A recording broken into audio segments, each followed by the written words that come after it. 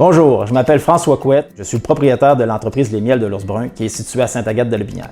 Depuis 2014, on propose différents types de miel et aussi d'autres produits de la ruche. On offre également un service de pollinisation à différents autres producteurs, soit de petits fruits, de pommes, de maraîchers, dans la région et à l'extérieur de la région.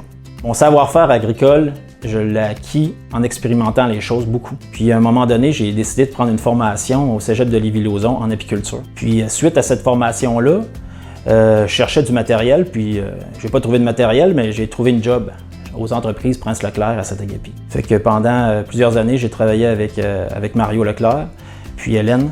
Puis c'est comme ça que j'ai beaucoup appris de l'apiculture. Puis en 2014, j'ai décidé de voler de mes propres ailes, de lancer mon entreprise Les Miels de l'Ours Brun. C'est sûr que je me suis intéressé à beaucoup d'autres choses qu'à l'apiculture. Je m'intéresse beaucoup au jardinage, différents domaines de l'agriculture. J'expérimente beaucoup d'autres affaires. Ce qui m'intéresse énormément, c'est l'autosuffisance alimentaire. Ici, au Miel de l'Ours Brun, on utilise encore des pratiques anciennes. Vu qu'on travaille de façon artisanale, là, il y a beaucoup de choses qui sont faites manuellement, puis à petite échelle. Donc, c'est normal qu'on utilise encore des techniques anciennes, mais notre environnement ou le monde dans lequel qu'on vit évolue assez rapidement. Donc, si on se place il y a plusieurs années, il n'y avait pas de pesticides, on vit avec des nouveaux parasites, des nouvelles problématiques, des nouveaux virus, fait qu'on n'a pas le choix d'évoluer aussi avec tout ça, là, en tant qu'entreprise.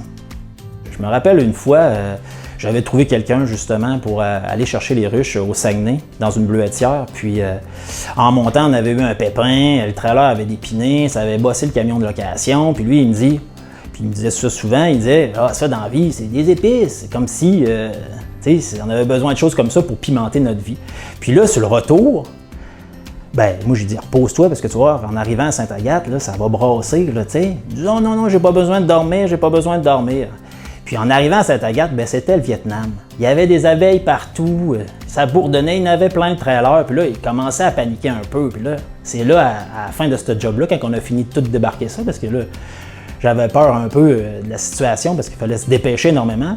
Puis là, c'est là que là, j'ai dit, ça, mon gars, c'est des épices dans la vie, là, tu vois, ça pique.